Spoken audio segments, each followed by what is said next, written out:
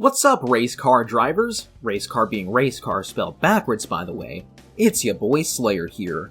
The simcade genre of gaming had a wonderful introduction to the mainstream with the release of Gran Turismo in 1997.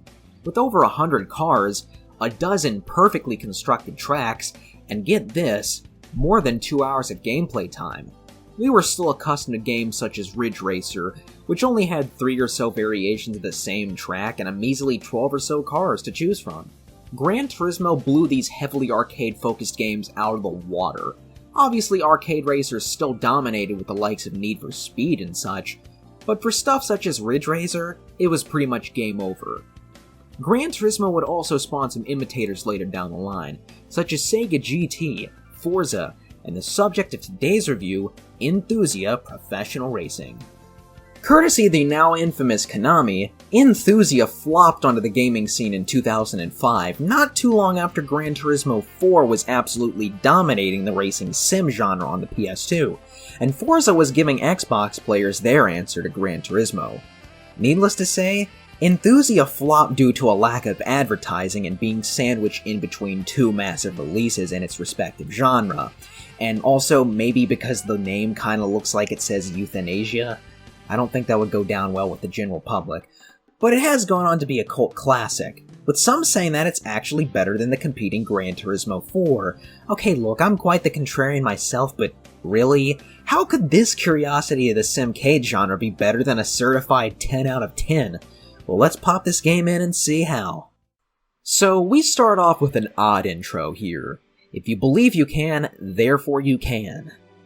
What an incredibly stupid quote to start off a game with. I could just imagine an Enthusia sequel starting itself off by stating that the Earth is flat, or that 2 plus 2 equals 5. Gran Turismo 4 knew how to start off a game, with Van Halen's Panama, rest in peace Eddie Van Halen, blaring in the background to some incredible racing footage.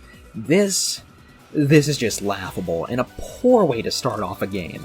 Thankfully, once we do start the game, the new age pseudo-intellectualism is disposed of, and we get to start our first race in a selection of a dozen cars.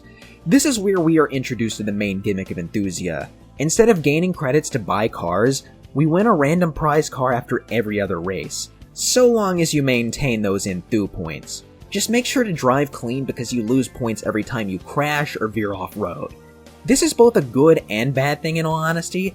It makes every playthrough feel fresh because you don't know what you're gonna get, but there's also the frustrating of wanting one car but getting a crappy one instead, or even no car at all if you were unlucky.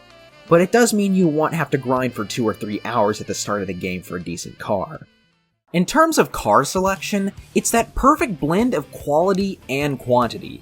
Enthusia only has around 212 cars, which is only a couple dozen more than Gran Turismo 3, a game I'm still disappointed in due to its lack of muscle cars and classics. Again, why is there only one BMW? Enthusia manages to have a great selection of cars, ranging from K cars to hot hatches, JDM legends like the Skyline and Supra, and even some classic cars too. This is because, unlike Gran Turismo, it mostly eschews the notion of needing 40 Skylines to pad out the lineup. And there's only a few racing models as well, so your standard sports cars and the like are at the forefront this time. Sure, there's still no Ferrari or Lamborghini thanks to the fascists at EA having a stranglehold on their respective licenses, but Enthusia has one of the best lineups of cars in a PS2 simcade. And one thing I really have to commend this game for is that it's a sim racer that actually features a Toyota Corolla. A car that nobody asked for to be in a sim racer, and I don't think anyone actually really likes this car. It functions, but it's fucking boring. The driving physics are definitely more realistic than its main competitor, and harder to control a lot of the time. This is most apparent in cars without traction control steering, which can really lose a grip if you don't know what you are doing. In the worst case scenario, we have the Shelby Cobra, which is borderline impossible to even drive slowly. It's like a bar of soap in a bathtub. Just look at this garbage. Honestly though, the greater focus on total realism can be distracting at times, because at least in Gran Turismo, you can change the physics to be a little bit more casual. You're oftentimes stuck with cars with very noticeable driving quirks. Thankfully, the heads-up display comes with some on-screen options to help guide you with driving better, which you'll be seeing throughout most of this video. Don't judge me, I kinda suck at driving. The career mode in this is different than your average sim racer. Instead of a large expansive selection of events that you can choose at your own leisure, the events in this depend on the type of car you are in. And instead of a tuning shop where you can freely tune your car, you instead level it up through racing. Best plan is to start off with a VW New Beetle and gradually level it up to 10. Not only that, but endurance events of the 200 lap variety, like in Gran Turismo, aren't here either. Not a big loss because I only enjoyed those events in 4 where you could let the game play itself while you sleep. Nonetheless, I think the career in this game is a decently laid out one.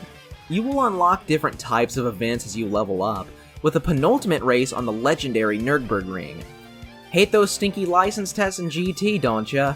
Now's the time to rejoice because the license tests in this game aren't mandatory at all. We have a mode called Driving Revolution, which sadly isn't about overthrowing a dictatorship with an army of R-34 Skylines. Rather, it's just a pseudo-license test mode to help you learn the controls in this game. You can win some prize cars from playing it, so it might come in handy during the start of the game.